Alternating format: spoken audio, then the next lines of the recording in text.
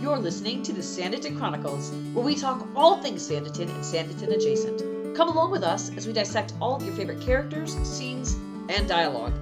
We have so much to tell you. Hey guys, welcome back to the Sanditon Chronicles. I'm Maureen. I'm Janice. And we are back with our final Sanditon recap. It's kind of sad to say that, because it's not just the final of the season, it's the final of the Sanditon series recap. It's the final series. We're never gonna have another Sanditon recap again. So it was good. I was surprised by one or two things, and I was patting myself in the back for like 3 or 4 things that I got right. I was like, yes. Yeah, I got a couple things, but yeah, I'm just thankful of the way it went.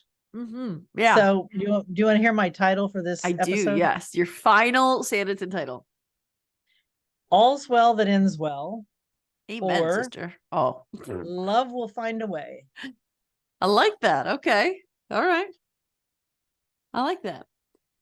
I can't even remember like where this episode starts. I've watched this episode more than I've watched any other this season. And it starts with Mary in bed. Oh, that's right. And Tom lamenting, really regretting what he's done. And he talks to Charlotte, who volunteers to take him to Old Town. Yeah. And so he feels like he can do something because he feels so helpless. I actually like how they did that scene, because part of me, like, how when a lot of times in shows, they just tell you they're going to go do things and they don't really give a reason why, and it doesn't make sense.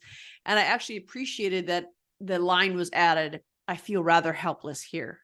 And then they went off, because it could have just been, oh, that'd be great, Charlotte, thank you. And then they could have gone. And I've seen shows do things exactly like that. It's always irritated me. So it was, I don't know, it felt refreshing for Tom to say that line. Right. And it really, like, you could see him, and he had some mannerisms in this episode. There was a couple times where like he would scratch his nose and he put his head down, and that would always indicate something. And so there's different even from the past 5 episodes of this season, there were different mannerisms that were produced in episode 6 that I thought were really ingenious to the script and to the dialogue and to everything that was going on in there.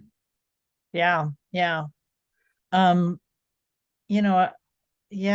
So I'm looking at the script, and maybe I'm slightly wrong, but I'm sure it really did start with him.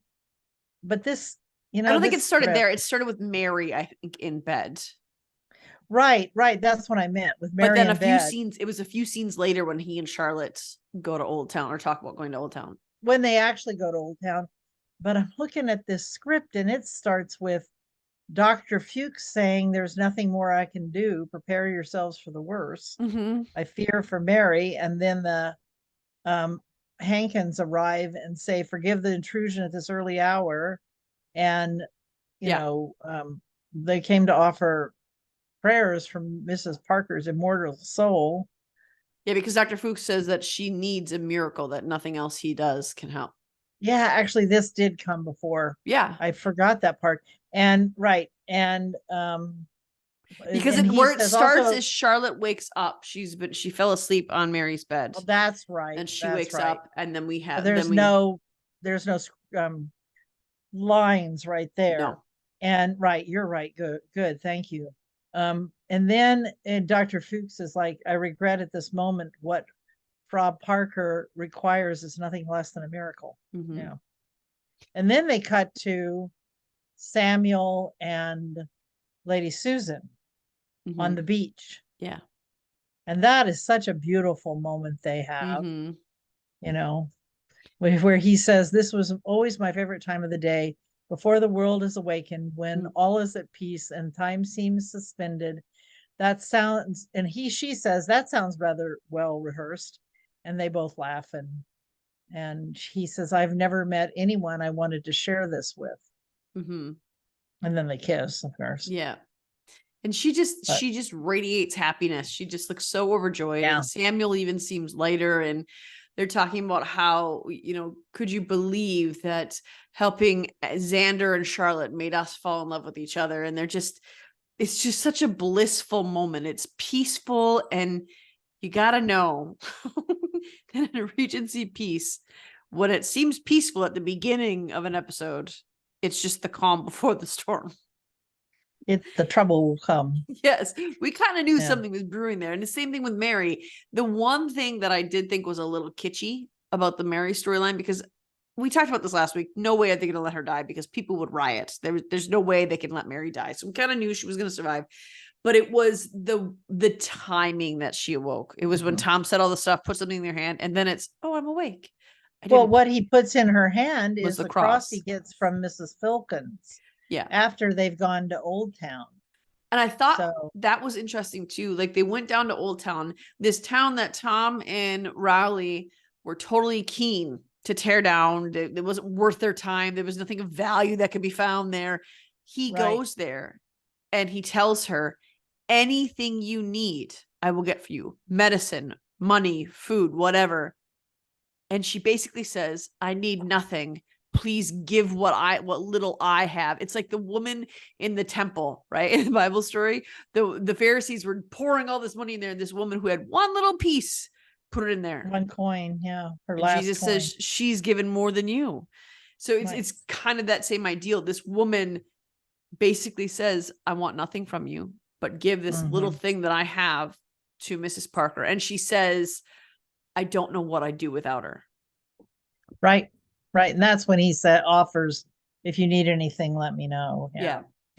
I thought that was, and not only was that kind coming from her to him, and I mean, that's what an astonishing thing for someone who has nothing to give to someone who has money. But her daughter was right there watching her do it too. So she's, these people that they saw originally having no value are showing the right way to live to not only Mr. Parker, but also to their kids, who are going to be raised up in that same attitude of giving even when you have nothing. And that was Mary's heart for these people. Mary gave and gave and gave because that was what was right, and it was what was good. And you see, I think that's the first time that Tom really understands why Mary did what she did when this woman does this. Yeah, that's right. So yeah, it's very good. And then it's after that. Do you want to go on with the Parkers, or what do you want to do? Let's finish out this. So yeah, it's after that Mary wakes up, when the cross goes in her hand, and after he's saying things to her, you're absolutely right. Of course, my dear, you always have been. I should have ignored Mr. Price and listened to you from the very start. Now I can see it all so clearly. I would give everything up, all of it, if only God would spare you. And then she wakes up. Yeah. Miracle of miracles. But it's good. It is good. I mean, she had to wake up after they brought Lady D back to life. I mean, come on. Yeah. And they are tying the line to, Dr. Fuchs says she needs a miracle. The Hankins are there and she's given a cross, and the cross is put in her hand. So, they did tie it to literally a miracle. Yeah. Which was good.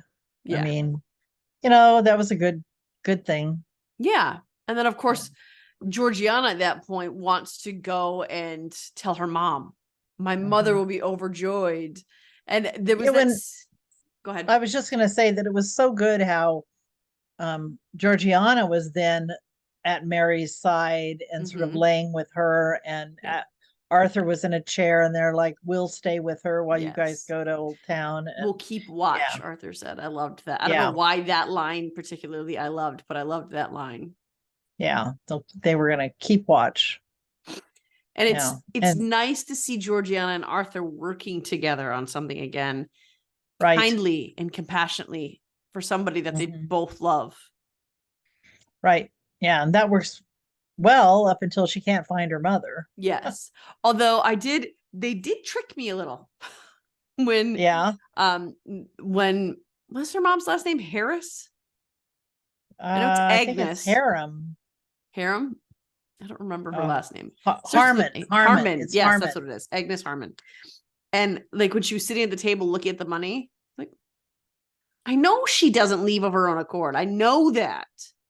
But I couldn't, because I had it so fixed in my head that Lady Montrose was going to use Georgiana's money to send her off, that I was like, where did this money come from? Where did she get it? It has to be Georgiana's money, but how?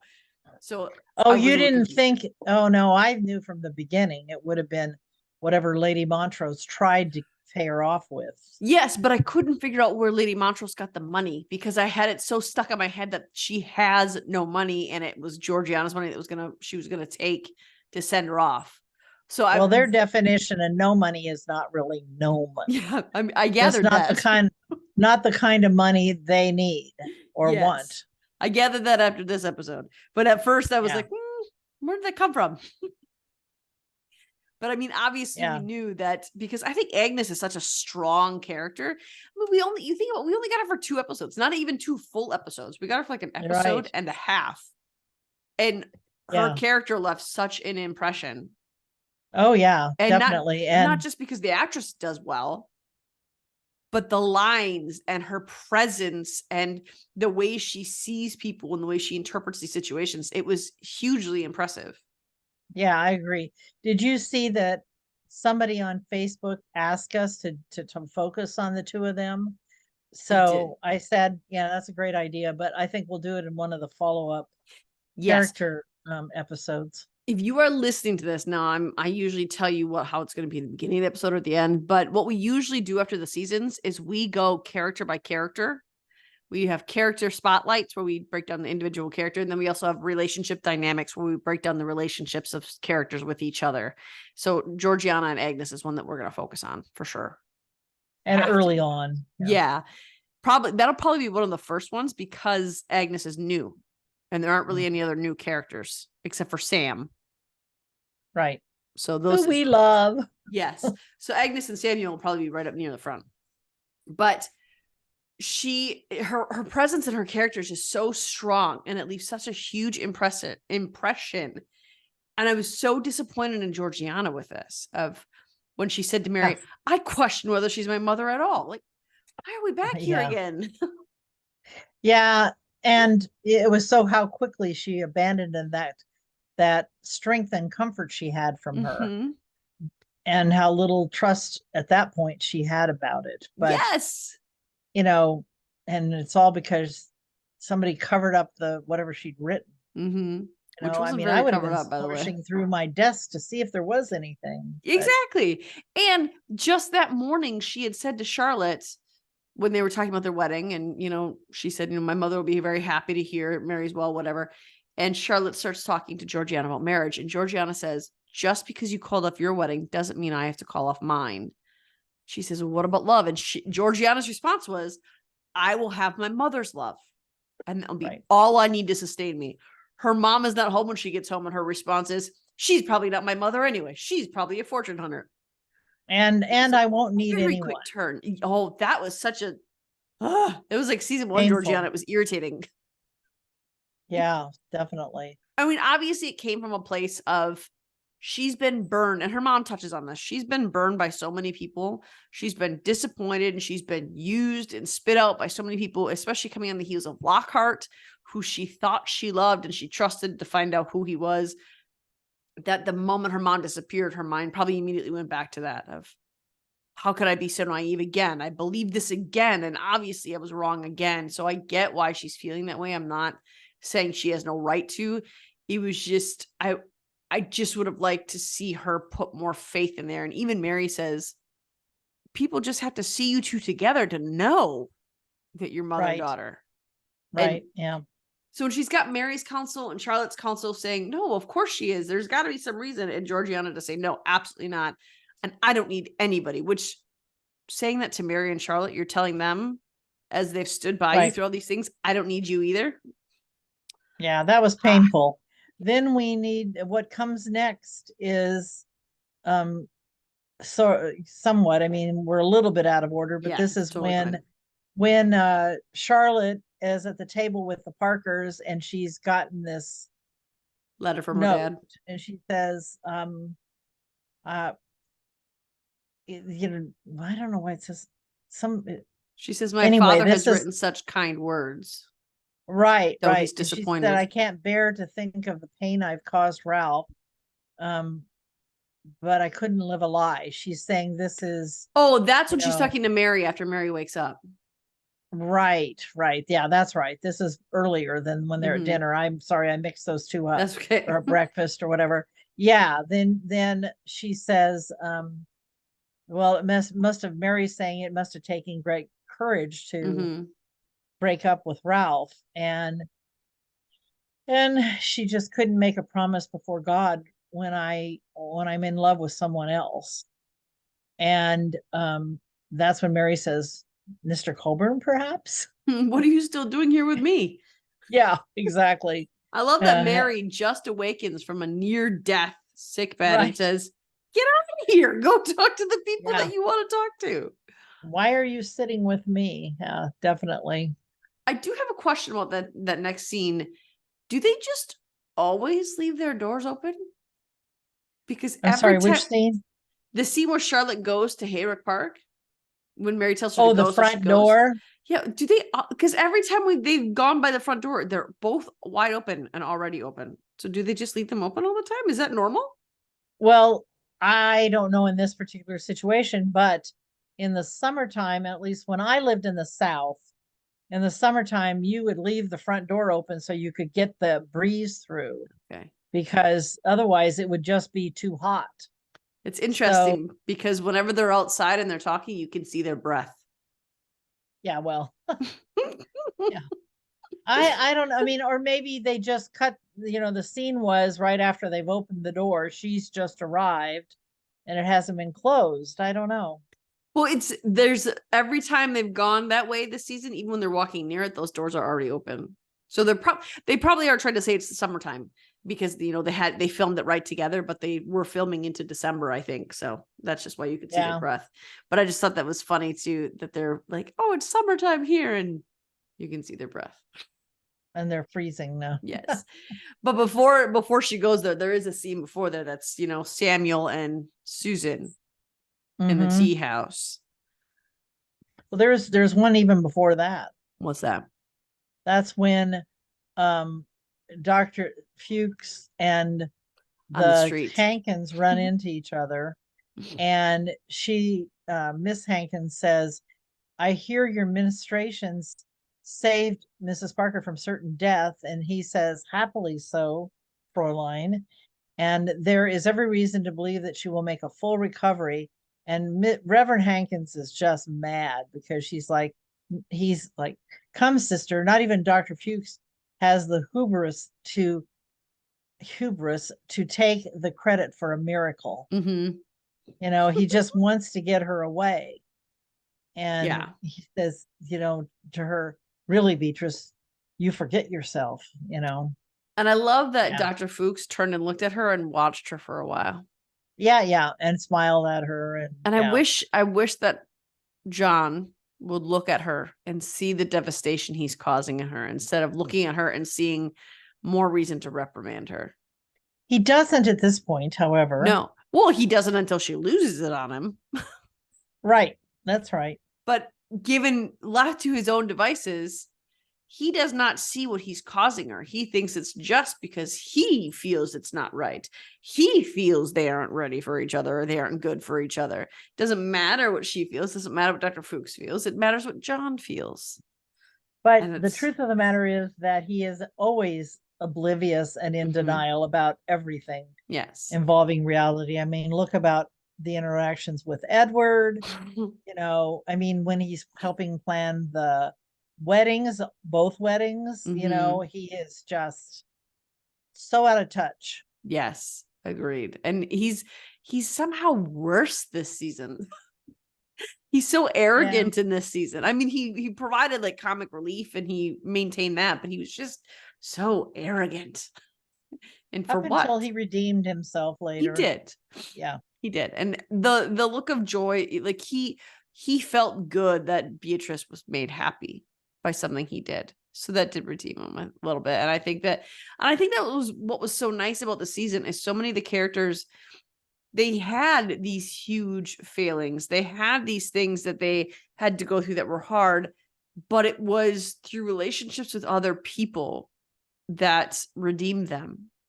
And I think that's an important note to take away to everyday life. Like you can't be isolated. You can't be left to your own devices. We aren't created for that. We weren't meant to be that way. And it was, you need other people around you to help you get through hard times, and iron sharpens iron at the same time. So I like that that was kind of the running theme through this whole season. Yes, definitely. Yeah. And so with Lady Susan and Sam, I Samuel. almost called him Xander. Samuel, the other brother. When they're at tea, I felt, well, because the king sent his dude. The delivery, but that happens. Oh no, that happens right before they go at tea. You're right. Or shortly before. She's on the street smiling, enjoying What would they herself. call that guy? A delivery person? I don't know. Really? Soldier? I don't know what they call Yeah, him. but it might have been because he was wearing the militia garb, so it might have been. He looked like, But he hands in the note, and she clearly knows who it's from, because who else is going to deliver it in that way, in that fashion, with that get up?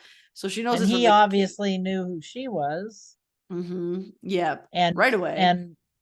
And she thanked him in spite of undoubtedly knowing what it was going to say. That's because Lady Susan is a class act all the way. Yes, that's right. And when they're at tea and poor Samuel is telling her how lucky they are to have found each other and how fortuitous it was that they found each other, how basically two people who've given up on love have come together in the end to continue their future, and she has to stop him. Yeah. And for whatever reason, and I didn't catch this until like the second or third watch all the way, she was not telling him the king summoned her. I had it in my head. He understood that's why she was being there. I don't know why I thought that until like the third time, when it was Charlotte who points out to him at the wedding. Says it. Yeah, tells him. It's the king. And then he's like, what? The king? But she's trying to convince him this was just a moment. And I think that not only is that selfless of her, because I think to be summoned by the king when she didn't want to, she knew that Samuel, not Xander, she knew that Samuel would sort of fight for her, right? Because if Samuel knows that she feels about him what he feels about her, he's not going to give her up. And it's going to be made harder for him. And you can't say, and she even says, it's not someone you say no to. Right. So her effort to say, but she doesn't say that to him, to Samuel. She says it to Charlotte when they're on the beach. But what she says to Samuel is, can we not take this for what it was? It was just a moment. It was a point in time where we found each other and made each other happy. And it's gone now. And now we'll go about the rest of our lives. And it was so devastating because she is willing to sacrifice her very happiness, her very livelihood, so that Samuel doesn't struggle to fight for her. Right. Yeah. And then, what he says, she says, I'm expected back in London. And he says, come visit you. I'll come and visit you. I'll call on you there. And that's when she said no. Yeah. No, and that was so hard. Sad and broken. It made me sad. So the next thing is when we see Price and the Parker brothers talking. And Price says, forgive me, Mr. Parker, my mind is clearly playing tricks. And then he says, I must not have misunderstood you. I cannot. And then Tom says, I cannot put it more plainly, sir. And he's like, you can't renege now. We've already secured our investment. Are you a man of business or not? And I love what Parker says. Yes. But far more importantly than that, I'm a loving husband who should have listened to his wife a long time ago. And Arthur's face while he's saying it, I love it. And Arthur says, amen to that. Arthur had his stern face on though while Raleigh was talking. He was just looking at Raleigh like, And then as soon as Tom said the thing about a husband, his whole face changed. He had this so happy. Grin. Yeah. Yeah. And of course, Price, this is how he functions all the time to begin with, is you will live to regret this. But then, fortunately, he is not unchangeable. The things he said to Lady Denham after this, how did that man think she was going to still marry him? Like, how? Yeah. Yeah. Do you want to skip to that scene? Yeah. What's the scene between there? The scene in before is when when Charlotte goes to Hayrick Park to talk to Xander, and he's not Oh, there. okay. He's Yeah, out yeah, riding, yeah, right? yeah. And So Mrs. Wheatley. this is the point that I was talking about before when she goes to the open doors to talk to Mrs. Wheatley. So she's like, I'm glad to say that Miss Parker is recovering. This is what Mrs. Wheatley, and she says anyway. And what a mercy is the response. And then she's asking about Miss Colburn, and that's about the time that Samuel and Leo walk in. And of course, Leo, as usual, is very happy to see her. And Samuel is, have you come to check on Augusta? Yeah. And of course, Charlotte's like, how is she? And of course, Leo's inconsolable, which is basically the truth. And that's when Samuel tells Charlotte that Lady de Clement has told you that she is to leave Sanditon. And she's like, no, why? He says, he's expecting to London and there's nothing I can do to change her mind. Yeah. And then Mrs. Wheatley offers to, and he walks off in depression. And she, Mrs. Wheatley offers to take a message, and she says, no, this is what I want to deliver in person. Right. So then we go to Lady Denham. Yeah. And Price. One other thing that we want to talk about that relates to maybe Raleigh, I skipped it. That relates to Raleigh and Lady Denham is their rehearsal in the church. And Miss Reverend Hankins says something about how he's going to talk about intercourse, and she says, "You most certainly will not." Conjugal. Conjugal, yeah. Yeah. What conjugal means, what did he say it meant? Anyway. I don't remember, but all I thought was conjugal visits in prison. That was the only thing that came to my head. So yoked. It was yoked. That's right. Yeah. And she doesn't want to do the whole big wedding thing. And that's when he says, well, we could elope. Didn't work out so well for you, did it, Edward? As Edward walks in, yeah. And Edward is I love how Edward is appearing in this episode. He seems humbled. He seems decent. Sincere. Yes. And he even says, I hardly need to be reminded of that. I'm aware of what the problem was. But when Raleigh goes to Lady Denham after this, so obviously Lady Denham is still reeling from when episode 5, when he's telling her, pick out your new house or your new things in my house. And we knew last week that she was not going to marry him at that point. And then we go to the wedding rehearsal where she's saying, no, we don't. Why do we have to have all these gawkers? Why do we have to do all this stuff? And then Raleigh goes to her house to talk with Parker, and he's complaining about Parker. And she says, surely we are not going to punish the man for listening to his wife. As they're about to get married, yeah. And then he laughs, and he says, oh, you're right as ever. And he goes on, he says some other stuff there, but he goes on to say, I've waited half a century to own you. I know. Do you know her at all? And then she's so kind to him because she goes over, sits by him on the couch, takes his hand, and says that about, own me. Property. I'm not your property. And then he backs off, I couldn't believe he said that. Your value is too great. I couldn't afford you, is what he says. Well, you're darn right about that. Something to that effect. Oh, I am not one of your properties to be bought or sold. That's what she says. I couldn't believe he used the word own. Oh my gosh, how dumb is that guy? He's just digging himself a bigger hole. And he doesn't even, he just thinks it's all laughy jokey, but you can't. You're putting things in her head now. It doesn't matter if you're joking or not. You're putting them in her head. Right. And that's when he's like, well, get ready to, figure out what you want to do, what servants you want to take, and all that stuff.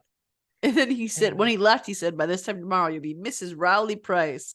Yeah. And I love that when she repeats it to herself, she goes, Yeah, exactly. Lady Denham or Mrs. Raleigh Price. Doesn't have the same ring to it. No. The die has been cast at that very moment. Yes.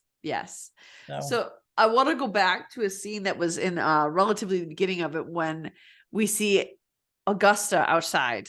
And this is the preview that we showed you last week in the podcast. It's that preview that the PBS put out early. And that's when Augusta's outside, Mrs. Wheatley saying she won't eat, she won't, whatever. It's like having a ghost. Samuel is full of excitement for what's coming for him, or what he believes is coming for him. And what Oh, right. Here is the scene. Sorry, I did skip over no, it. that's okay.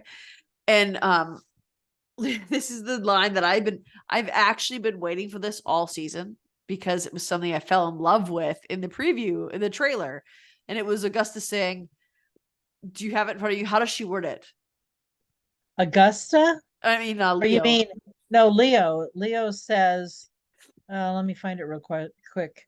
So how she should never want to fall in love because it's a beastly business. Yeah. Oh, here we go. I shall never fall in love. It seems a beastly business. And her father says, it is, Leo. Avoid it if you can.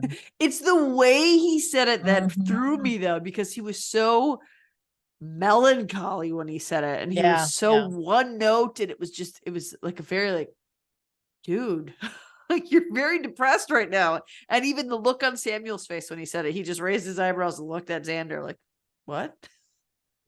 But then the rest of the conversation is, yes, well, of course he says, I don't know what to say to Augusta after Leo walks out of the room. And how do I reassure her? And Samuel says, I love this too. I can offer you nothing. I fear that at that age, I was more often the cause of such suffering than the victim. But now this is what I love this part. Xander says, now, but of course, those days are long behind you. And he says, they may yet be. Strange as it sounds, I've lately found my thoughts turning to marriage. And Xander says, she must be a remarkable woman to have tamed your wayward heart. Surely Xander knows who it is. Oh yeah. He knows who it is. And Samuel says, she is astounding. And he's like, I'm glad for you. I increasingly begin to believe that we're not meant to be in this life alone. And which is interesting, since he just told Leo to avoid love at all costs if she can. If you're falling in love. And he didn't say marriage. And if recent events have proved anything, it's that Leo and Augusta are in need of a mother. And that's when Samuel says, I thought you'd abandon all hope of Miss Haywood. I was not thinking of her. Right. He said that awfully fast. Yes, he did. And, which made you think, well, is he thinking of Lydia? But yeah. Part of me thinks yes, because he still is operating under the idea that Charlotte is to be married. Right. So he had to have been thinking Lydia. Right. That's right. And he probably was. That's probably how he found out what Lydia's actual situation was, because he probably went to Lydia to discuss this, or she went to tell him when she came riding. Yeah. Although I'm not convinced that she went riding there. I think she might have gone riding on her secret rendezvous. Maybe they met at his stables. Who knows? They didn't show us that. Yeah. Or even because I was actually thinking maybe she just would sneak off to read his letters or to write to him or whatever, and just convince her mom that she was going riding with Xander. Yeah. But either way, I mean, that's all conjecture.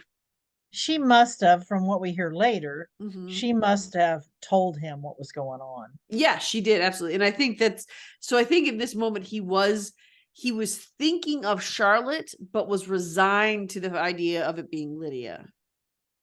So I think he wasn't entirely lying when he told Samuel, I wasn't thinking of Miss Haywood, because he's always thinking of Miss Haywood. Right. But he just knew that he couldn't, he thought he couldn't marry her at that point. But I love seeing little Leo's heart when she goes out there and squawking around Augusta and trying to make her laugh. And it just, I love that actress so much. I think she just did such a great job in her role as Leo. She completely sold every aspect of this character. And I even love the flip between dresses and pants that we got this whole season. It was just such a great addition to the Sanditon world was Leo It and was. Augusta. And I'm sure in that article that you posted on the Facebook page, Mhm. that one of the things it says in there, I think that's where I read it. Maybe it wasn't. Anyway, where they were, maybe it wasn't, maybe it was on Masterpiece's website, but Ben Lloyd Hughes said that they were always teasing that, oh, that these things would happen in the Augusta Leo spinoff. We need to make that happen. That would be awesome. We need to make it. It doesn't have to be called Sanditon. It can be called something else. It could still take place at Sanditon. It's just that, no, whatever. It could take place, but we want those actors, so it has to take place right away. Yes. I guess it could take place in 5 years when they're older, but well, anyway. I want those actors. I don't want Leo to be grown up yet. I want to watch her grow up. Exactly. That's what I would like it would be awesome. So but anyway, this all happens, and when Raleigh goes to Lady Denham after so right now we're at the point where Susan has just told Sam we can't be together. Raleigh has basically ruined any chance he has of being with Lady Denham. And Georgiana is to a point where I don't think she's even my own mom. It is what it is. And so the one thing that drove me a little crazy in this episode is because, usually in shows we watch on today, you can tell what day it is by their outfit. Right. You can't do that in a Regency piece. And Georgiana changed her clothes like 5 times in one day. So I don't know. Right, because they did. Yes. But it was plausible that it could be a different day at some of the time. So I was distracted by the change of clothes. But this is when she's walking out with Lady Lydia. And Lady Lydia tells Georgiana, I have a secret. I'm engaged. Yes. And of course, not surprising. Well, and also I love that Lady Lydia is like, I found a way to maintain my autonomy. And then, so she obviously likes Georgiana. Yeah. And she also talks to her about Harry too. Right, exactly. That you'll be kind to him and all this stuff. And then she says that that she has just recently, I forget the exact wording she used. I've just recently, here it is. May I share a secret, Georgiana? I have recently formed an engagement. I couldn't remember exactly how she put it. Yeah.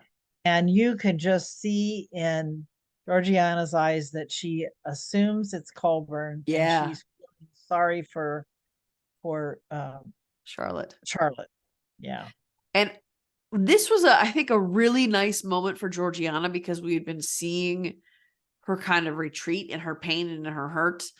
But it was a nice moment for her character, because you could tell by the expression on her face at first that she was devastated for Charlotte, but she also recognized that Lydia was a truly good person. So she tried. Right. She also smiled for Lydia. And I thought it was a really nice character turn for her to have that displayed for her on her face, that she was both devastated for her friend and happy for her other friend at the same time. It was nice to see that together. Right. And this is before she has that conversation with Harry. With Harry, but also with her mother, before her mother comes back. Yeah. That's what I was trying to say. That's the other thing she said that Lydia says to her too, is she says, obviously you'll need to stay away from my mother. Or you'll be miserable. So she's already like building this up. So it makes what Agnes has to say to Georgiana later on, it's not a far-fetched thing. Yeah, that's right. And then Charlotte has the conversation with Lady Susan on the beach. Yeah. And says, Samuel said you were to leave. He said you'd been called back to London. And of course, that's when Lady Susan says, a certain friend has decided he requires my company after all. Oh, what a jerk. The king, I mean. And this is you don't say no to this particular friend. But before I go, I shall at least finally see you get the happiness you deserve. And that's when Charlotte says, well, I intend to talk to Mr. Colburn at Lady Denham's wedding. Only hope his feelings toward me haven't altered. That's before Charlotte Charlotte finds out from Georgiana that that Lady Lydia is engaged, and so they both assume it's Xander. Yeah. Yeah, I don't even think Georgiana says to Colburn, does she? She just says Lady Lydia's engaged, and Charlotte says, well, then I've missed my chance. And then Georgiana says, I'm so sorry. So and neither one of them actually say it.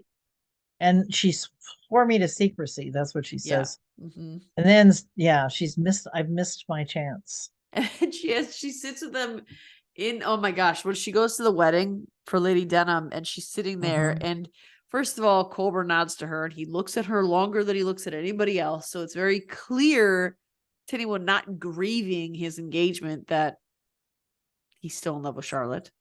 Right. And he watches her go in when she goes to see Tom, because she can't when stand she goes to see Sam there. I mean, Sam. She wants to go in to see Samuel, go past them to see Samuel, and just the pain on her face about I'm standing here, this man is looking at me, I can barely look at him because I think he's engaged. Yeah. And the confusion on Xander's face too, because the conversation that spurred her to walk away is Lady Montrose is so obnoxious. She says, surely this is not as fine as Harry and Georgiana would need, but for an older bride, stop insulting your daughter in front of her and the guy you want her to get married to. She's so mean. And she doesn't even know it. No. And that's when Lady Lydia says, perhaps you could build one, after they find out he doesn't have one. Do you have a chapel on your estate? I'm afraid not. But perhaps you should build one. And he says, I will certainly consider it if the occasion demands it. And he's thinking about Charlotte. All of us are thinking about Lydia. And so is Charlotte. Yeah. Yeah. And I think he is so confused by her pain because he thinks it's just harmless talking. He has no idea that anything else is amiss. And this is one thing that surprised me. It didn't surprise me so much, but I sort of assumed that he and Lydia were going to come to an understanding, and it would be more well known that this was their understanding. But I mean, once she told Georgiana a secret that she was engaged, you knew it wasn't to Colburn, because there's no way she'd keep that a secret from her mother. Right. Yeah, so that was the only indication to the audience that it wasn't Colburn. But I did think that I kind of thought they would have like a Harry Georgiana style arrangement. I did think she was going to marry this other man, but I thought that Colburn there'd be a false one. Yeah, but I can't even see Colburn doing that, agreeing to that. Yeah. I mean, maybe if it meant, having Lady Montrose off his back and helping Lydia be with the one that she loves. Well, he knows he can't have the one that he loves. Yeah, just not his style, I don't think. No. But and then as they're walking in, Charlotte and Samuel are walking into the church. She says, you cannot leave her. Let her leave. Let her leave. Exactly. Let her leave. And then he's like, I'm an attorney, a lawyer, and I know when a case is hopeless. Yeah. She says, I don't care if he is the king. She deserves. Oh, this is what Charlotte says. I don't care if he is the king. She deserves so much better. Someone who will fight for her. And he's like, the king? He had no idea that's why she was going to London. Yeah, I think I was doing something during that scene the first time I watched it, because I totally missed that he was surprised it was the king until the second time I watched it. Oh, he didn't know. Okay, that makes way more sense now. Yeah, no, he was clueless about that. And then Augusta asked her to sit in their row. Yeah, Samuel goes past Augusta, and Augusta says, will you sit beside me? So she's like, of course. And then he's so surprised that she's sitting there. Xander is, and goes and sits by her. And then so I understand that Mrs. Wheatley, said you had something you need to tell me in person. Just wanted to say my final goodbye. Yeah. But I did right. notice that when he went to go sit there, Xander looked a little bothered that she was there. Yeah. Like he took a deep breath before he sat down there. Mystified. Yeah. He looked a little upset. And I think Right. you have to imagine that it's hard to sit next to this woman who you've confessed your love to. You kissed her to show how much you loved her. And then she still said, I'm engaged, we're married to someone else. We shouldn't do this. I'm done with you. So I mean, And that that's had the to last be fairly, thing. yeah, that had to be fairly Yes. painful. It reminds me a little bit. Have you ever seen the Shakespeare play, Comedy of Errors? A long time ago, I did. Yeah. Yeah. Well, in that case, it was a case of mistaken identity because there's two sets of twins, but it's sort of the same thing. They kept missing each other because there was all these misunderstandings. Yeah. Mm-hmm. Yeah. And they try to make small talk, and it's very clearly painful for both of them. He wants to talk to her or draw her out because he is so in love with her. And while she wants to be with him, she's so heartbroken that she doesn't want to be drawn out. So she's she's very uncomfortable. He's very uncomfortable. Right. It was kind of hard to watch. And on top of it all, Edward comes in to say that Lady Denham is not showing up. And this also, the way that Hankins turned on him with this story was a little like, so you're just going to take Rowley's assumption that he did this? Granted, he's going off of Edward just tried to run away with the girl, so clearly he's not as reformed as I thought he was. But for him to say, to make up this story and present it as fact to Edward, saying, you knew you'd be left with nothing. You knew you'd be penniless without a home. Right. So you sabotaged it. And Hankins said, I have no words for this. And Edward actually stopped and he patted him on the shoulder. And Edward announced it for him so he wouldn't have to, which is the first sign of compassion from Edward. And Edward says, on the contrary, I urged her to come. Yes. And he did, because we did see him say, Aunt, your guests await you. Right. Yeah. He told her to go. And then he apologizes for the situation. Looking at Augusta while he apologizes. Yes, he does. The whole time. That's right. Yep. It seems there will be no wedding after all. So, and certainly Price was speechless. He's a lot like Hankins, a little bit out of touch. Yes. He doesn't quite get what's going on. No, at all. And while Edward retreats, Samuel goes after before that Susan. Jeez Louise. Yeah, he does. But before that, to finish up with the Hankins, this is when Beatrice says, I cannot understand it. Lady Denham is long past the age. She's really talking about herself, but long past the age where most ladies would have given up hope of finding marriage. Why should she deny herself this chance of happiness? And he says, perhaps she realized that she and Mr. Price were ill-suited. But he doesn't say that until Dr. Fuchs walks out. Right, that's right. And Dr. Fuchs sees her and talks to her, and then after a hard pause, then John starts saying this stuff. Right. And then he says, perhaps he had certain attitudes that rendered him unworthy. And that's when she says, and who would be worthy, John? I love this. Were Jesus himself to pay me a compliment, would you find fault with him? And then she's like, Beatrice. And she says, she speaks the truth. Are you really so afraid of your own company? Yes. She walks away, upset, obviously, and justifiably upset. And I was so proud of her for saying something to him. Yeah. For breaking through that pious oblivion. Yeah. And this whole season, we've watched him essentially knock her down anytime she's lifted up. And Beatrice is awesome. Yeah, she's a wonderful person. She's been by his side in his ministry as he didn't get married. She served as the housekeeper for his church body and for his home. And even when his parishioners came in there, the way she helped Esther, she's fantastic and deserving of good things. And every single time she got lifted up, he would knock her down. And he was doing it intentionally to keep her close to him. So I was so proud of her that was one thing I didn't have figured out in my head, is how they were going to fix that line. But I love how they did it. I think that she needed to get through to him, and she was the only one who could. I mean, she's been his constant companion since their birth, I would assume. Yeah, well, or certainly after the parents were gone or whatever, but I think she came to stay with him to help take care of him. Yeah. Be the housewife, as it were.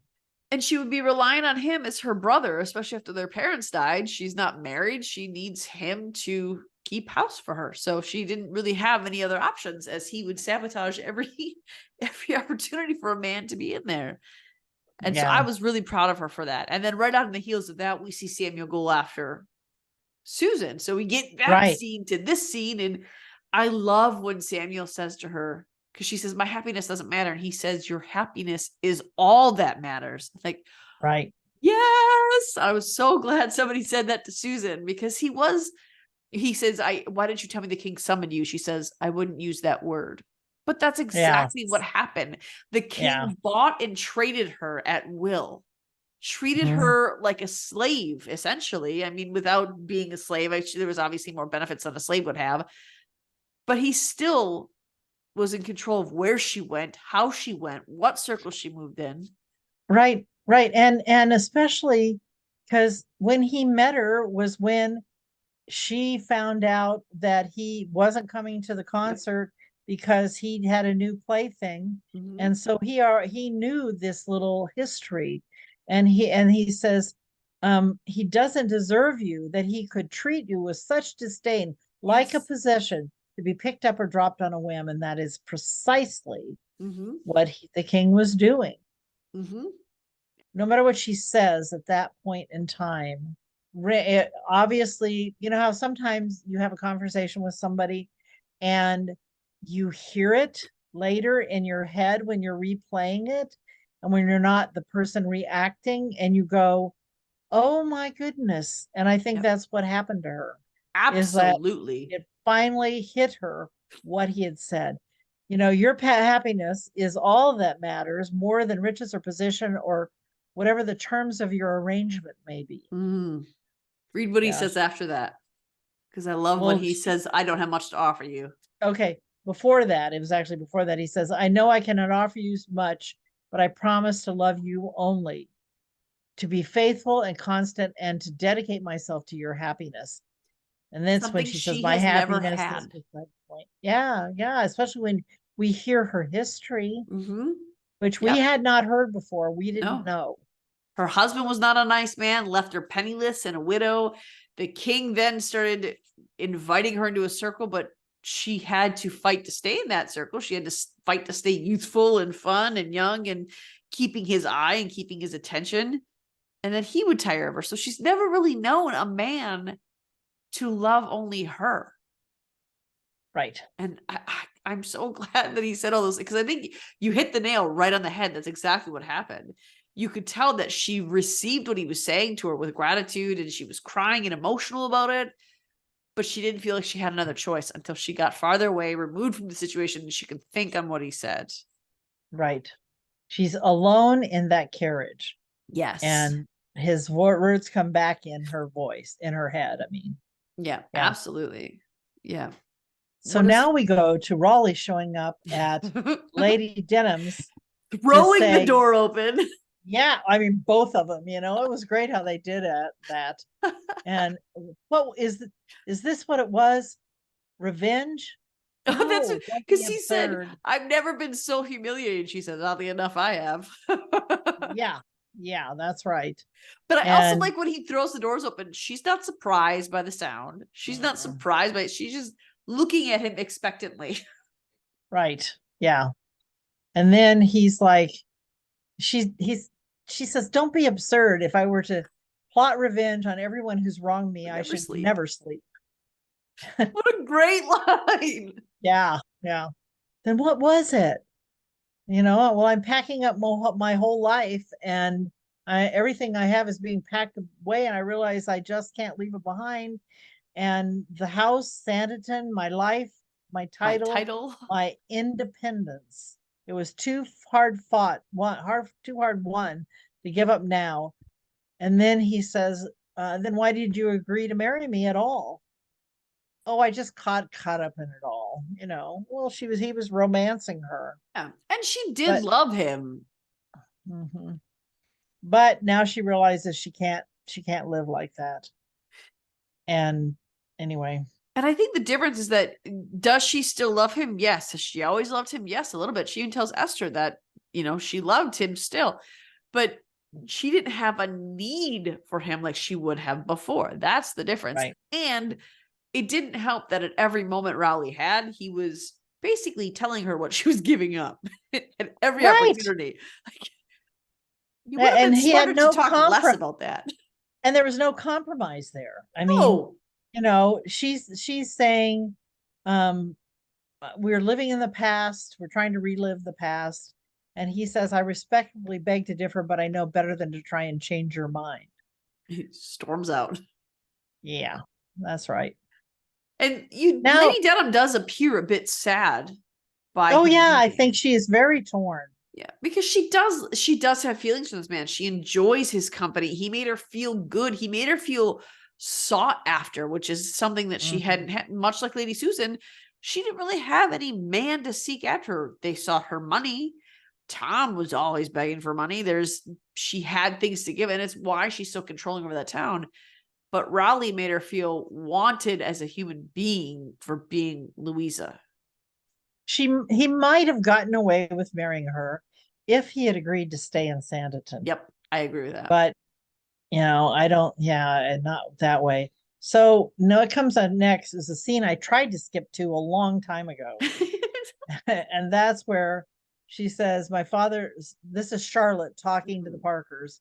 My father's written a letter of such kindness, although he is greatly disappointed. She's wiping tears, so you know that she is being very graceful with this letter, because clearly his words had a very strong effect on her.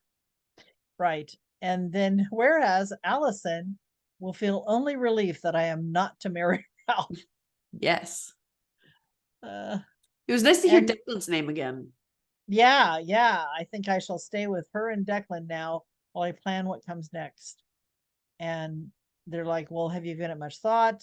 Well, I want to teach young women. All I shall seek a position as a teacher. And I love that Tom says, Charlotte, you're more than welcome to stay here as long as you like. Mm-hmm. And, yeah. But she feels like she has to get away because here's somebody she loves about to marry another woman again. All of the love that she's had for other people, her heart has been broken in Sanditon on repeat. Yeah. The other thing that was weird is she said, I have always longed. Did she say open a school for girls? Is that what she said? She says, let's see. I always dreamed of opening a school for young women. When? When was this ever mentioned? And it was never mentioned. All the times that we talked to her, not once is there mentioned. So that just felt a little like, really, we're just gonna throw that in there at the end. It definitely fits in that category of the ring that Sydney never wore. Mm-hmm. The cards we never saw him play. Yeah. 21. Yes. Reinvented anyway. And like, I get why they did it. I get how it ties in. I get all this, but it was just, it felt odd that she's like, well, I've always wanted it. Well, no, you didn't. We always might have been for the last 2 months. Exactly. You may not have binge watched season 1 the way we all binge watched season 1, but we happen to know that it's not always what you wanted. But it was nice that she said that. She said she'll look for a teaching position. And that at this point, Tom has to have some awareness that Colburn already stipulated there has to be a school. Because at the wedding, one thing we didn't touch on is he looks at Colburn and Alexander and says, I look forward to talking about our plans with you. And Colburn says, if he's talking about your plans, Mrs. Parker, then I am too. Yes, obviously. Yeah, that's right. We didn't talk about that, but yeah, that's good. You know that Tom has to already have an idea that Xander wants a school. And that's part of his stipulation. That's part of his requirement to take money. So that's kind of where he and Mary are hoping. Well, they don't want to say it because they know that loves Colburn and they know that she's feeling heartbroken. But they know that there's going to be an opportunity for her there in Sanditon to teach at a girls' school. Right. Although at this point, they still they still go and seek out Lady Denham for funding for what they're doing with Old Town, and that comes in a little bit. Do you want to know what's next? Yes, what's next? The return of Georgiana's mother. Oh yeah, let's When talk because she's that was getting fitted good. for the wedding dress, right? Mhm. And Miss Lady Montrose is like, "You shall require something rather more demure, of course, Lydia." And when it Man, her comes mom to your sucks. turn, I know, and Lydia is like, "I shall bear that in mind when that day arrives." And the whole time knowing she's already gotten engaged. Yep. And then so Agnes comes in and says, "May I talk with my daughter Alone. alone, please?" Yeah. Of course, at her appearance, Lady Montrose looks terrified, but so does Lydia. Yes. Lydia looks very, very nervous when Agnes comes Yeah. in. So she looks more nervous, but Lady Montrose is clearly shocked, surprised, and scared that Agnes has just walked in that door. Especially because she knows what What she's she done. did. Yeah. So I Right. wonder how much of that Lydia knows, because even when they're talking in the tea room, when Georgiana confronts Lady Montrose, the way Lydia is looking from her mom to Georgiana, I wonder how. It doesn't really matter, and they never discuss it, but I wonder how much Lydia knows. Yeah. Yeah. So they cut away so that they can be alone. I mean, I think that's why they do this cutaway. Yeah. And this is where they go to the Hankins standing there looking out over the sea or Oh, something, yeah. and he says, "I was thinking we might ask Dr. Fuchs to call round for afternoon tea." He said, did he And say I did ask him? "No, I was thinking we might Oh. ask." And she says, "I should like that, John. Thank you." And everything is so much more healed. Her smile on her face when she says that was so comforting to my soul. Yeah, I agree. Yeah. It just took over her whole face. And John actually, I think for the first time, it was him saying, "Oh, so this is what she looks like, happy." The look on his face said, "I've never seen her this way before, ever." Right. Right. And he's finally like aware of her need. Yes, for the first time. And I'm so glad. I'm also Yeah. sad that that's basically the last time we see. I mean, we see them in the background, but that's basically the last thing we have with them because they're Right. counting it resolved. Right. Right. Yeah, that's right. And now Agnes says, "You thought I had just vanished? I didn't know what to think. Well, no, You you gave no did. word." Yes, I left a note. It's right here. And what was in it but that money that they tried to buy her off with? And the So explanation that of the everything that lady, happened. that lady Montrose. Montrose tries to buy her off with. And the maid must have tidied away, assuming it was another claim, is And what on the front Georgiana it said, says. "My darling Georgiana." Right. She just didn't look very much. No. Or did it say "My darling Georgiana"? Or did it say "My darling daughter"? It said one of those. But either way, it's like Yeah. you couldn't see that this is from. Maybe she didn't Yeah. sit at the desk all day. Maybe she didn't see her mom and then she got nervous and scared and Yeah, freaked she out. definitely did all of that. Yeah. And then her mother says, "That is the money your future mother-in-law offered me to leave you alone." And Oh, this brother. ties into in the beginning of the episode when all three of the Montroses are sitting in wherever house they're renting.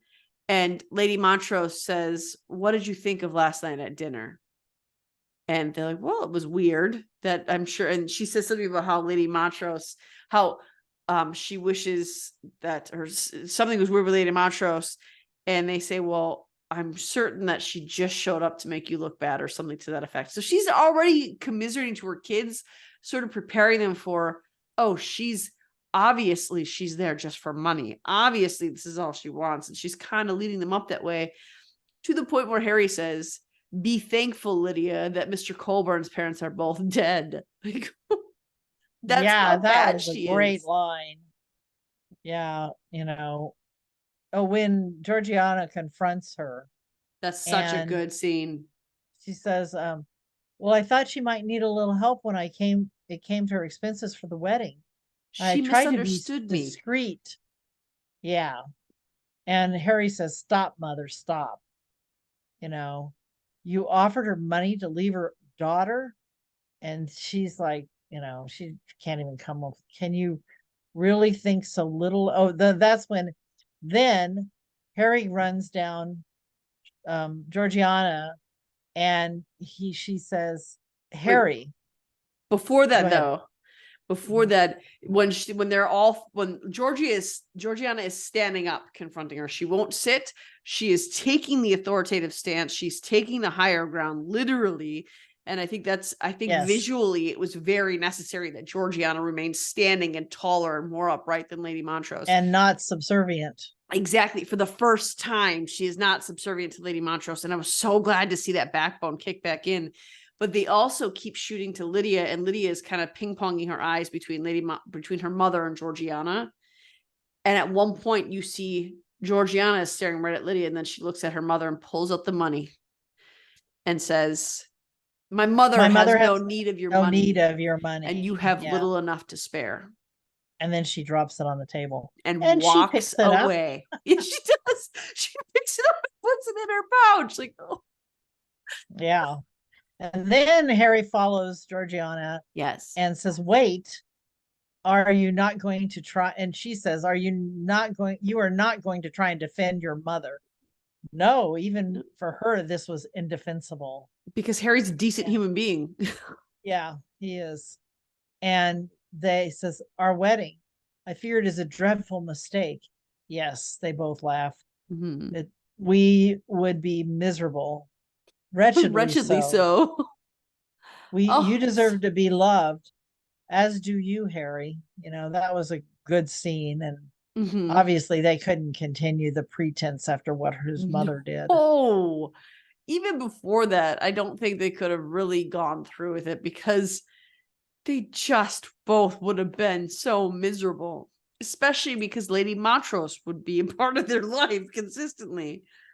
It never would have worked.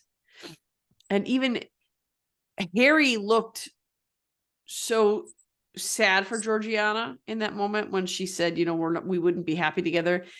But I think he was also a little bit sad because he really valued her as an ally, and he valued her as a friend, and she became important to him.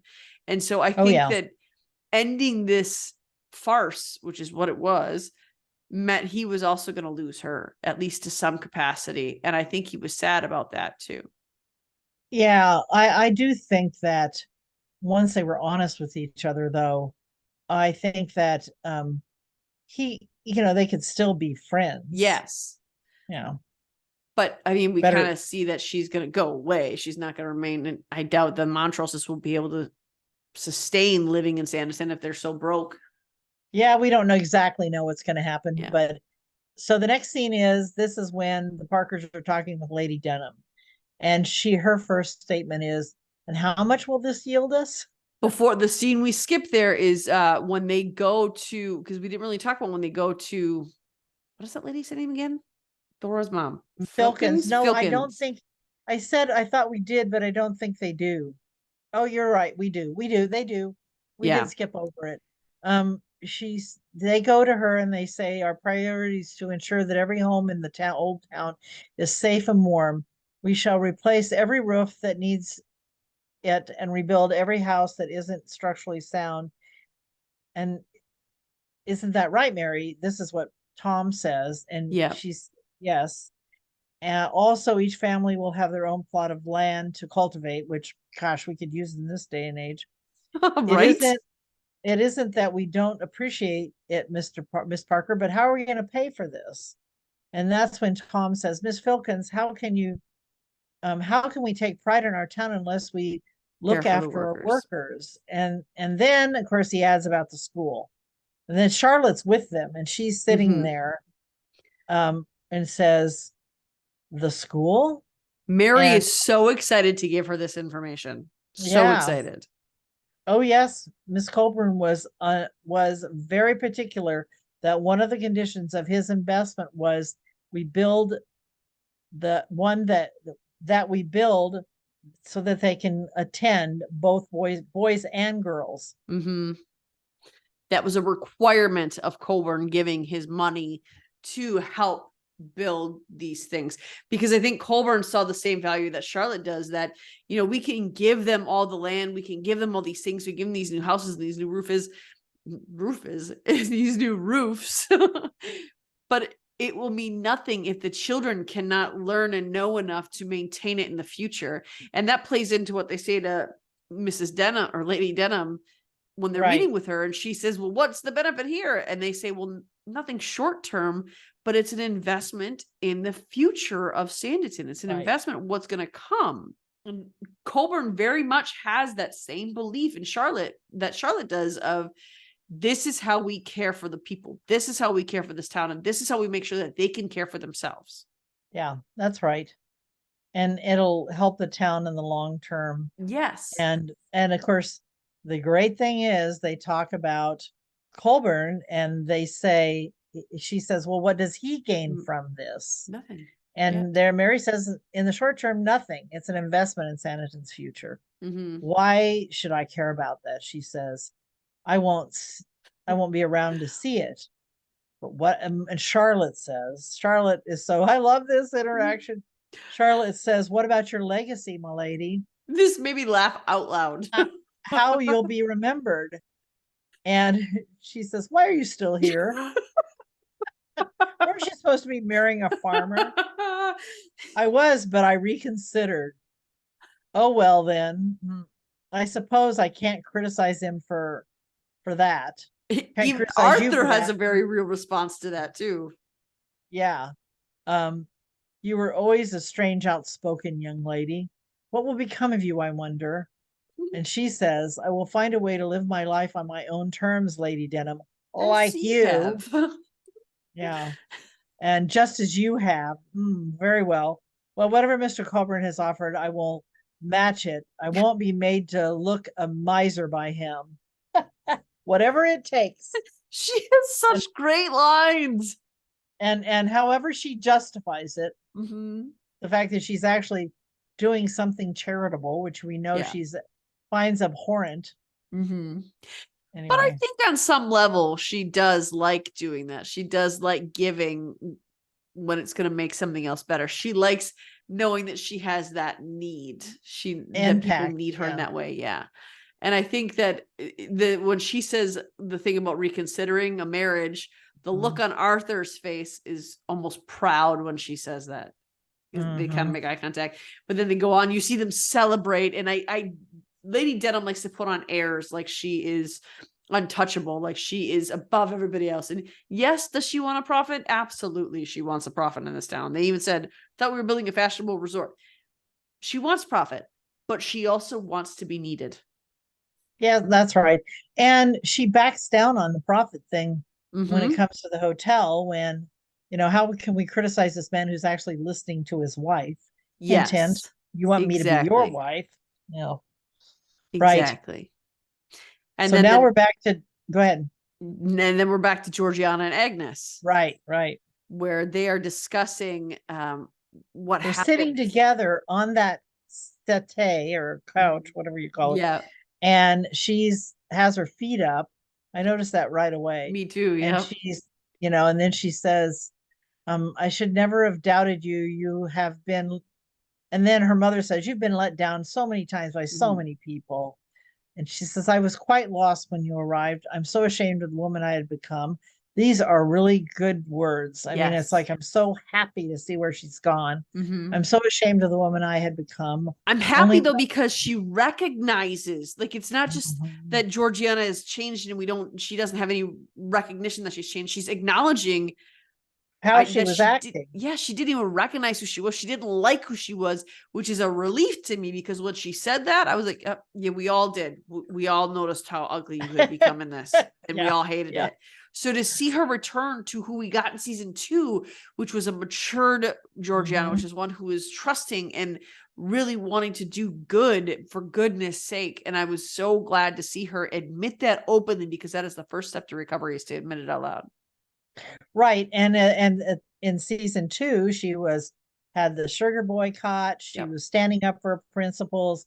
And then in season 3, she gives in to Harry's friends that are eating all this sugar and having a Principles? What principles? yeah, they disappeared for a little while. And then she's like, "What? I want to give you the fortune." My Hmm. fortune. Using my fortune, I've been using it for selfish ends. I want you to have it. I cannot undo the past. You take father's money and use it for good. I love this, what Agnes says here. Mm-hmm. You're more than capable Um, to do that on your own. right, right. Someone who plainly loves and respects you for the woman you are, Well, no, Otis Milner.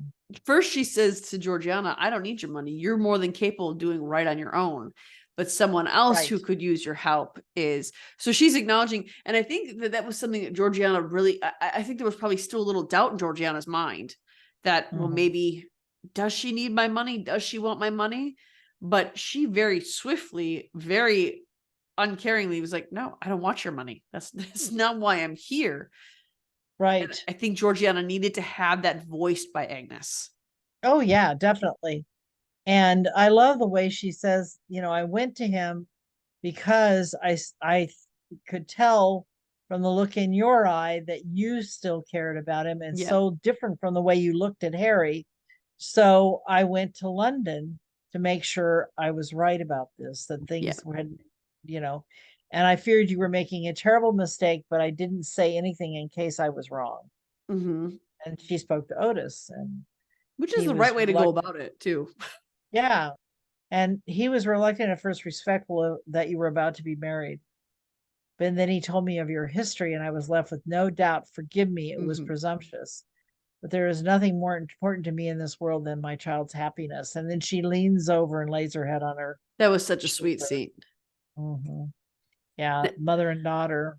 Now, someone did ask in our YouTube comments about Otis's gambling debt, and they said something along the lines of, "Are we just going to forget that ever existed?" And I don't think they're doing that. I think at the end of season 1, I don't remember, was it an image we got of him saying he was joining the Navy? No, we got a note, a letter. Oh, Yes. actually, no, wait a minute. The letter we saw was in one of the scenes that got deleted. That's right. That's what it was. You know, Because I knew it wasn't in the actual season. So we're given to believe it's not that we're just ignoring that he had a gambling problem.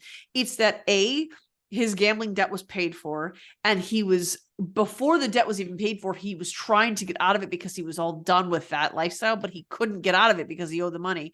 Once the money was paid, he left to join the Navy to go and work off this debt and stop what he was doing, to stop the behavior. So right. that's how it was addressed. It was addressed as far as everyone else was concerned at the end of season 1 when he joined the Navy. And those of us who saw that clip, Yeah. but So, also um he then in season 3, when he comes back, he says that he was trying to repay mm-hmm, Sydney, which is how he found out that he was dead, yeah. because he had written to his widow, what turned who turned out to be his widow. Mm-hmm. And so Yeah. that's the other indication he's no longer gambling, is because he earned this money to pay back a debt that he owed. He got into trouble. He made some mistakes, but he corrected the mistakes. So Yeah, and got out of that life. Yeah. yeah, it's not that we're just forgetting he ever had a problem. It's that we're acknowledging he has grown beyond that, and he's no Right, longer right. there. Definitely matured. Mm-hmm. I was so glad to see Otis back. Yeah, I was so happy. definitely. And then after Oh this, we yeah. go from mother-daughter to Edward and Lady Denham, which again, such a sweet scene for Edward. I'm not used Yeah. to seeing him sweet. I really like seeing Jack Fox be sweet and kind. I Yeah, would I like to mean, find more where he's like this. this definitely fits into the all's well that ends well. Yes. Yeah. And And he apologizes to Lady Susan or Lady Denham, and he even says something along the lines of, no matter how this turned out or why you said no, I know you had feelings for him, so I'm sorry that you've lost him. right. And even before that, he did the responsible thing. I arranged for the Sent wedding the gifts presents to be back. returned. The champagne's gone back to the vintner. and I'm sorry for what's happened. But it's so funny when he says, may I say again, without agenda, I will stay to keep you company for as long as you require, whatever it needs be, forever if it needs be. And she's so funny. Good Lord. Oh, what a hideous thought. No, no, no, no. I have something very different in mind for you. And Edward, to his credit, doesn't fight it, doesn't gawk, doesn't even mock her. He just takes a deep sigh and he's resigned to whatever it is she has for him. This Till is not later. an Edward we've ever seen before. Well, even then, he takes it. But yeah, no, he does. This is not an Edward we have ever seen, ever, in the history of Sanditon. Augusta, what she did for him was so, I mean, I'm not going to say it's complete because there was a scene near the end there that shows it wasn't complete. But what she did for him was such a huge turnaround for his character that we are seeing a side of Edward we've never seen before. Right. Where he's kind, he's responsible, he's genuine, and he is apologetic. And he's thinking of someone else besides himself. I think even, yes, it was somewhat self-serving, but I even think him saying to Lady Denham, I'll stay with you, is, his way of trying to be nice. Especially because it came on the heels of, I know that you felt something for him, even though you didn't want to marry him. I know you felt something for him, and I'm sorry that you're losing that. It came on the heels of that. It was a genuine statement. Right. Yeah. So now we see Georgiana talking to the Parkers and saying, I owe you all an apology. I fear I lost sight of myself for a time. My mother has helped me see where my future truly lies with Otis Molyneux. Why can I not say it? Thank you. All of a sudden, I couldn't say it. We depart for London tonight.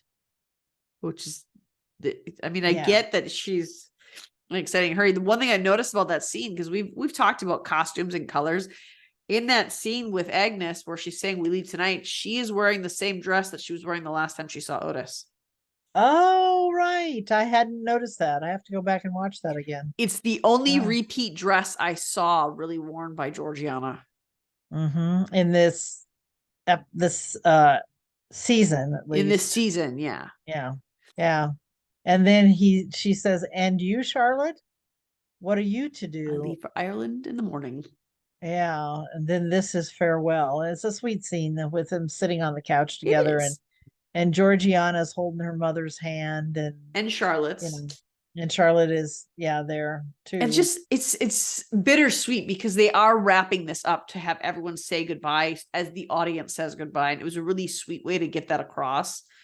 And I appreciated what that was saying to the audience at the time when they were saying goodbye to each other. And the next scene we get is Rowley returning. And the servants obviously have to go get Lady Denham from wherever she was in the house. And she's very confused. I suppose you came here to say goodbye? And he says, well, I was packing up, and then I realized what a cantankerous old fool I've been. Exactly. So I offered to be the sole investor for the small hotel. Why? She says. And he says, because if I'm going to come to see you every 3 months, I need a place to stay. That's right. Asked her if it's okay. And she says, well, I suppose I'll just have to get used to it. Just Lady Denham is ever Lady Denham. And I love it. I am so here for her one-liners. I'm here for how Annie Reid delivers these lines so scathingly and so sweetly at the same time. It's great. And I actually thought that there was going to be a kiss there because she just looked at him so wistfully and he looked so happy to be with her. It was just a very kind scene. I thought the same thing that might happen, but no, it did not. But they lingered there for quite a long time, didn't they? Yeah. But it's interesting because it went from that to Lady Susan arriving to see Samuel, and that was definitely ending with a kiss. Yeah. That was like, oh, thank you, Lord. Yes. Or thank you, Justin, and all the authors. But yeah. The look on Sam's face when he saw her, it was like he didn't dare believe that she was really there, is what it looked like. Yeah. And she realized I was halfway to London and I realized I had left something behind, something I would rather not live without. won't your majesty be displeased? I couldn't care less, I love And it. I thought maybe she'd say, I realized I'd left something behind, my heart, That was great. Then Yeah, then they ended with their kiss, and it was just such a sweet balm to what all of yeah, us needed. definitely. And then we go back to now they're in the church building Yes. with Lady Denham and Edward. And he says, I don't understand, Aunt. Why have you brought me here? I shan't pretend that she says, I shan't pretend that Miss Markham was not an unfortunate lapse in judgment. Mhm. But then again, you had the chance to ruin her and you did not. You urged me to marry Mr. Price against my best interests, against your best interest, excuse me, and you have shown me something remarkably like kindness. He says, thank you, Aunt or Aunt. He's I, genuine there too. He's yes, surprised that she says this to him. He's surprised that, oh, what, you found good in me? There was good there? yeah, and you noticed it. And she says, I always said that once I had observed consistent evidence that you were reformed, I would offer you a living. A living? Hmm. As a clergyman? Why do you think I enlisted Mr. Hankins? My dear aunt, have you taken leave of your senses? Gonna agree with Edward there. Yeah. Yeah. No matter how reformed he is, I don't think the church is the answer. I don't think having him be a minister or in charge of the righteousness of other people is really the best idea. But of course, the pastor isn't in charge of that. God is. But anyway. Yes, but in Edward's case, it would not be God in charge. It would be Edward in charge. But we do see him in a clergyman's robes Mhm. at the back of the wedding. Yep, we do. I mean, because he's obviously going to do what Lady Denham asks him to do. He's proven that. Right. But Well, there were a lot of men who became clergymen for the income. That's true. And we see that is another nod to Jane Austen's books because we see that throughout them. Oh, absolutely. And it's obviously, we know that, her dad was a clergyman. So it's not that she was making fun of them because she didn't love her dad. It was that I think she felt like she was allowed to because she was a clergyman's daughter. Oh yeah. She was intimately acquainted. Yeah. So but then I do think that he still has more work to do before he should be in charge of teaching people about the righteousness of God and how good God is. The reason I'm pulling that is the end scene of not the end scene, but at their wedding when he's clearly eyeing up a girl as she walks by. Oh yeah, well they're not celibate. No, but his look was a little predatory instead of, yeah. Well, okay, I find you attractive. So now we're back to two of my favorite people. Yes. Lady Susan and Samuel. And they're walking on the beach and she says, who could have foreseen our efforts to unite Xander and Miss Haywood ended up uniting us instead. Truth be told, I'm still bitterly disappointed that we failed in that regard. I know it's ungracious of me, but I do wish your brother wasn't marrying Lady Lydia. And then he's like, what are you talking about? Yes. What do you mean? Yeah. And I'm going to jump ahead just a little bit, but where he runs in the door and he's yelling for Xander and Augusta. I love how Augusta comes in the room. It's almost like she trips into the room. And I don't know if that was an accident or if they meant it to come off like that, but it's looked like she was running so fast to catch up with the excitement that she just fell into the room. Or she tripped over her skirt. Something. But then he talks to Leo and says, how fast can you run? Yeah, that's great. And you have to know that he's telling her, hey, go tell your dad that Miss Hayburn is not going to get married. Haywood. Oh my gosh. Yeah, I know it's very late. Hayburn is their ship name. Yeah. That's right.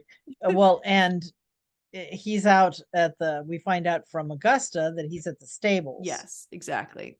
So, but while this is happening, while they're running back and forth, Arthur goes up to Harry, he sees him on there. They kind of make amends. Harry is saying, I'm sorry for how I've lost esteem in your eyes. And Arthur says, well, you never did. You never lost my friendship. You can't regain something that's never been lost. I'm still here for you.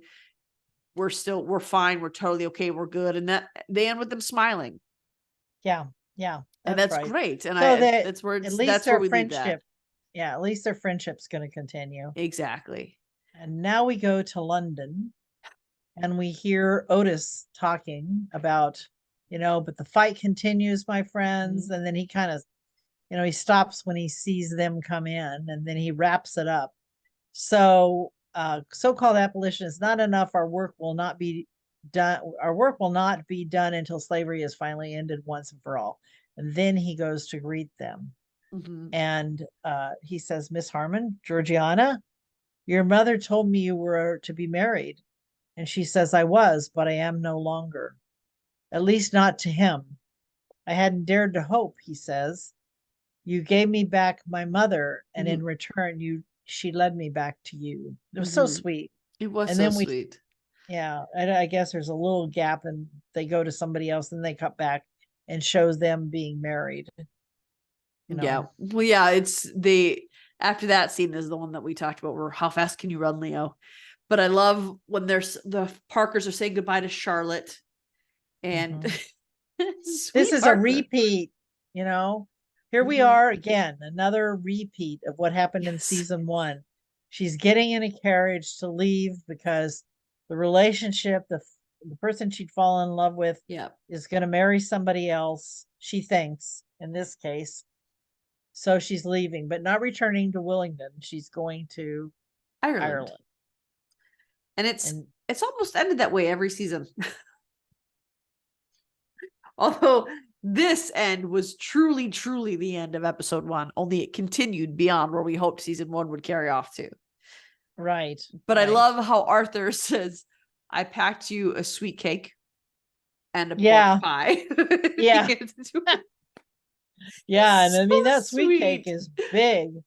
And the pork pie was so tiny, but it was so sweet that Arthur was so careful to make sure that she had her needs met while she was on this journey. I mean, they recognized how hard this was going to be for her. The difference between season 1 and this was obviously Sydney wasn't the result, but Tom was the one torn up about her leaving. They all were, but Tom was very emotional about her leaving this time. Because he had a clue about life, and he wasn't so oblivious. Yeah. And she truly helped him to return to Mary, the man that Mary married. Well, that was a weird sentence, but I did say it in the right order. It just didn't sound right. But he became the man who Mary loved again. And that was through the help of Charlotte. And that's another point where he puts his head down and he itches the side of his nose, and then he looks up and he's emotional. So I thought that was really sweet and really well done. And we see Leo running to, it kind of cuts in between here and there, but we see Leo running to her dad, and then it cuts back to Charlotte in the carriage. And obviously Ben Lloyd Hughes is on top of the hill, which is almost an exact repeat of season 1. Charlotte's going away in her carriage. Right. Yeah. I mean, she's going away in the carriage. The black horse is on the same cliffside. Yep. And it stops. The carriage stops. But did you notice this time she got out of the left side of the carriage instead of the right side of the carriage? Also, the horse was significantly farther away. Yes. And the horse was just grazing, not being held there like it was painful. I will say, on top of this being, and I think it was intentional, so I can't really complain about it. It was intentional. It was almost a exact replica of season 1's ending, because they wanted us to know that we heard you, we know what you want, and we're giving you what you want. I think that was the intentionality behind it. But the reason it irritated me is because not only was that copied, but then the speech that he says. Now, I'm gonna say something, and I want you to tell me if it sounds familiar. There's a person who says, tell me at once if your feelings have changed. If not, I will leave you and be gone forever. But I must tell you that you have bewitched me body and soul, and I love you and never wish to be parted from you from this moment on. That's what Mr. Darcy says to Elizabeth Bennet. Yeah. And that is very similar to what was said here. Exactly. Very similar. Yeah. And I think that was quite intentional. I know, but I wanted it to be their own story. I didn't want them to borrow so heavily from Mr. Darcy's speech to Elizabeth. Yes. They did that. He even used the word bewitched in there, which, not that it's not an uncommon word back then, but still, the order in which he says things, I was like, oh my God. And it's my own fault because I read Pride and Prejudice once a year and I watch that 2005 movie twice a year. And so it's burned into my brain, that line or that scene. And so I can't see a scene that's similar and think, okay, so now you're just stealing Darcy. Well, that one article said that it had completely been Ben Lloyd Hughes's idea in episode 3 for him to not be on a horse and to walk up and find her walking. Yeah. Well, this isn't too dissimilar. I mean, just like Darcy and in that film, but this isn't too dissimilar in that he walks up, but here the difference is now they're just finding out that they're both eligible. Yes. Together, will you actually read different. the speech? Because the speech wasn't Darcy's speech, but it was still good. It's similar. Yeah. Yes. Mr. Coburn, you didn't, and then he says, you didn't tell me you'd called off your wedding. I didn't think it would be of concern, she says. And he says, nothing could be of greater concern. Even though you're engaged to Lady Lydia? Well, there you are mistaken. It seems for some time Lady Lydia has been conducting a secret courtship in defiance of her mother. It is him that she is to marry, not me. Then I am at liberty to marry whomever I choose, as it seems are you. And then he gets really close and he says, you bewitched me from the very first moment we met. And ever since, my affections have not wavered. Indeed, they have only grown deeper with every second that I have spent in your company. I cannot imagine how fathomless they will be once we have shared a lifetime together. That is a wonderful line. Yes. I mean, it's so well written. That was the one that got me. Yeah. All the rest of it, I just heard Darcy, but that one got me. Yeah. And then the parallel with Georgiana saying her vows.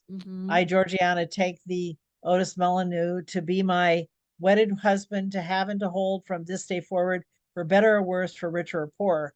And that's where it lets off. And then it's interesting that at Charlotte and at Xander's wedding, they pick up the rest of the vow. Did you notice that? I did, yeah. Wilt thou have this man as thy wedded husband to live together after God's ordinance in the holy estate of matrimony? And wilt thou obey him, serve him, love, honor, and keep him in sickness or in health, forsaking all others, keep thee only unto him, so long as you shall both live? I will. I noticed too that when they hit the word obey him, it was the people it was filming was Rowley and Lady Denham. Yeah. He said that line. And I don't think that was accidental either. And I love the way they showed the crowd and all these people who's now, all's well that ends well. They've all come together.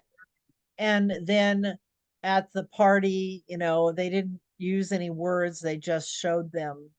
It was cool. Yeah. And they showed how the Leonora and Augusta were clearly very close to Susan and Sam.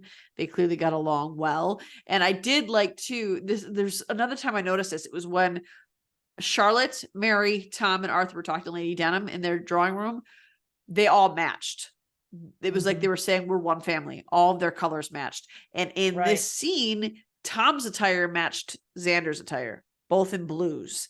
And so it was just nice to see how they were showing, because there was no dialogue. They were showing us with color and with outfit, how they were all connected and how they drew close to each other.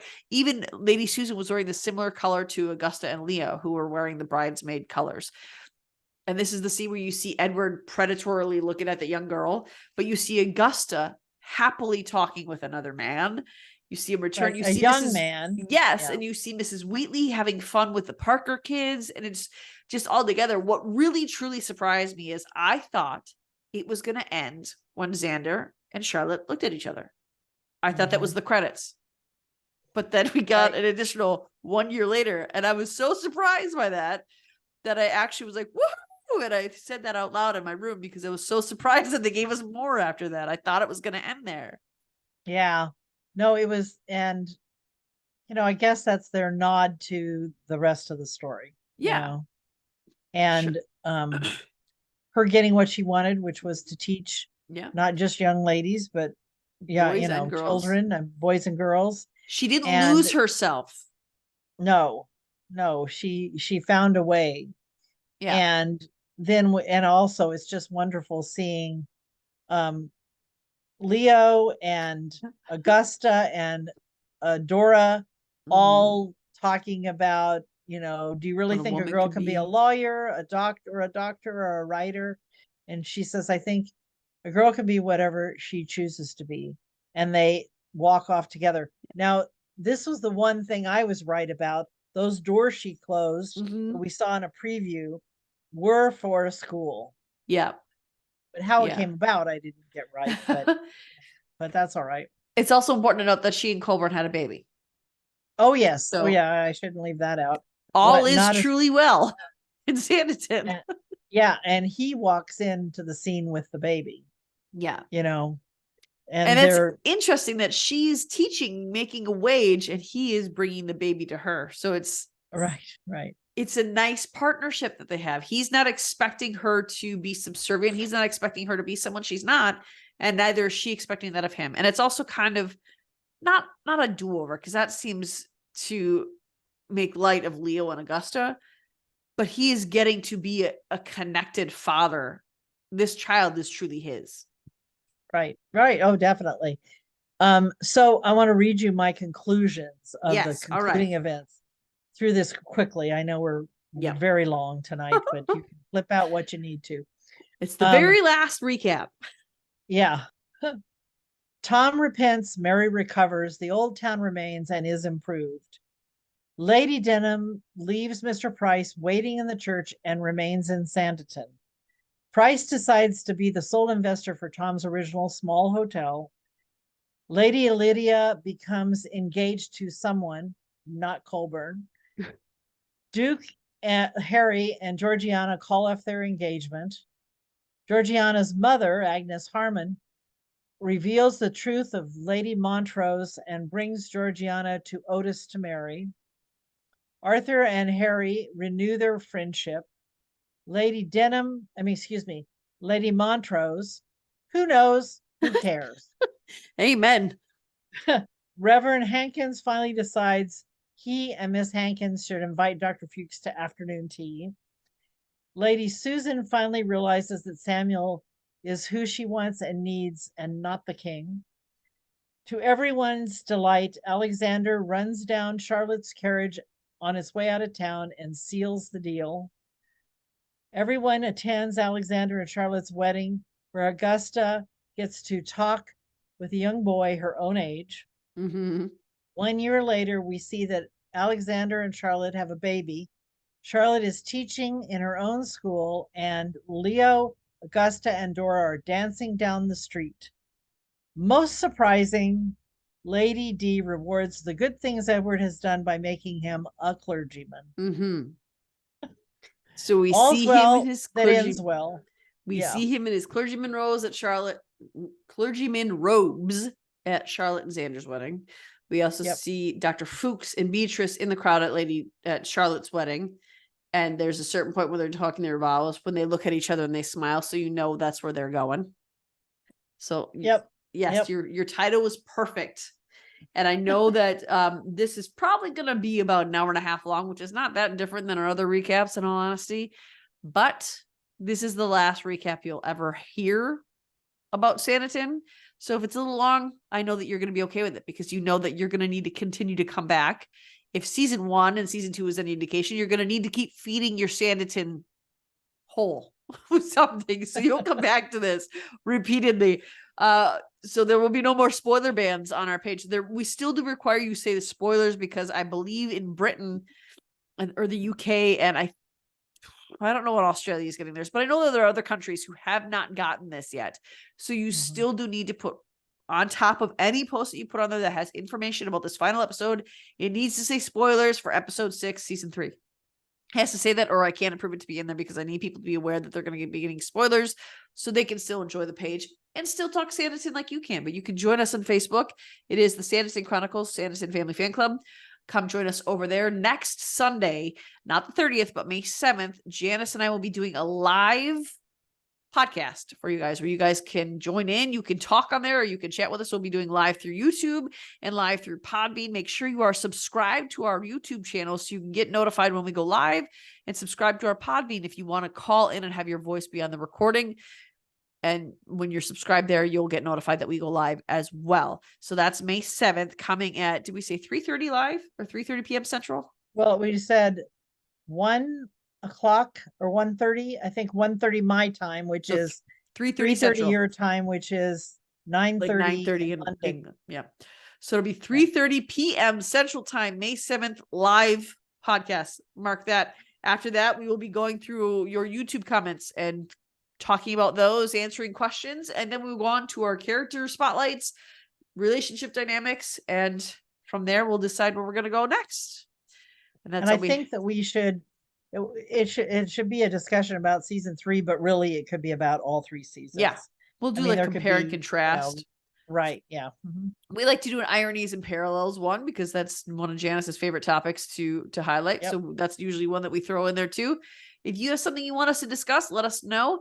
And we're going to keep this, just because Sanditon is over does not mean this podcast ends. We're going to keep it going. We're going to keep things going with fun things, with Jane Austen things, with Regency stories. So let us know what And you'd hopefully like to see from us too. Some more interviews. That'd be great. We're working on that for you. Don't think we aren't. We are trying to get them for you. So join us next week for May 7th. This is coming out to you on a Friday, but our next podcast will be May 7th, Sunday, May 7th, 3:30 p.m. Central Standard Time for our live, and we will see you then. Bye, guys. Have a great time. Bye-bye. Are you craving more TSC content? Head on over to our social media accounts. You can find us on Twitter, Instagram, and our Facebook group, the Sanditon Chronicles, Sanditon Family Fan Club. Also, check out our website, thesanditonchronicles.com. Of course, we want to hear from you. We want to know what you want to hear and what your thoughts are. Email us at the.sanditonchronicles@gmail.com. And don't forget to subscribe to our YouTube channel. Tune in every week for new episodes.